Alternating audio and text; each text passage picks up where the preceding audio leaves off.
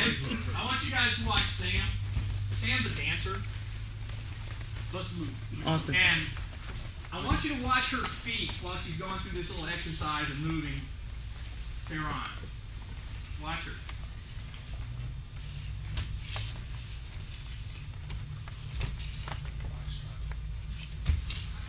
I was going for a waltz, actually. Okay, what is she doing differently than I saw from a lot of people around the floor? She's pivoting. She's pivoting. She's turning her foot as she makes the corner. She turns. Now, one thing I didn't like is you're stepping outside your hip. Okay? If you put your foot out here and you go to pick this foot up, you're going to fall over. So when you step outside your hip, you have to move your hip over to be able to pick up your other foot effectively. But if you just move your hip and drop your foot under it, it's amazingly fast. And if we use the body fall that John did earlier, where you just step and drop, and just turn your heel out, boom, boom. Because some of you guys are stepping like this. You're leaving this foot and you're moving back and walking here. Okay? If I see you walking like that, I got all kinds of throws to play with you with. Okay?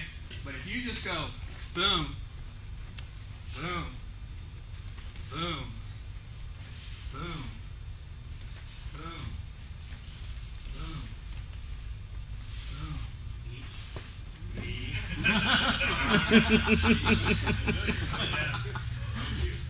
It's the walk.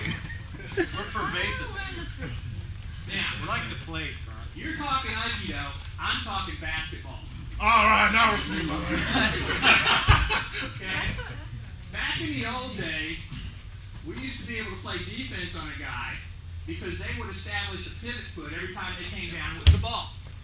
Okay? But if they establish a pivot foot, you know they can only step with one foot, so you know how to defend them. Now they teach you to come down on both feet and do not establish a pivot foot because you don't know what defense is going to do. Now I can step with either foot. I can step here or I can step here, depending on which way I got to go. That's what they teach you now. See, I'm talking basketball. You guys think I completely understand. I tell you. It's all the same onion. It's all the same. So, take your partner, turn, and just drop your foot. But as Carlos was finding out, when we move, if I just move like this and let my arms collapse, he doesn't go anywhere. He's stable. He can move his feet now. I've got to affect him by moving outside that circle just a little bit. The circle is this bar right here. I want to pivot around his arm. I don't want to just turn here. He's got it. So, boom. Boom, boom, boom. Okay? You can do all kinds of really cool things. But just keep your feet under you, move, and let your hands just move parallel to the floor. And watch what happens. Try it. Then let Uke get as strong as he wants. And now pull. This much versus all the way up. Okay? Now I did this one time with a kid and shot him across the room. That's cool. Why did you stop doing that? You do. When you move, you want to step and create the tension and just let this foot float. Now as he starts to break, then pull with your hands and see what happens. And try that. You don't have to use a belt, you can use the gi.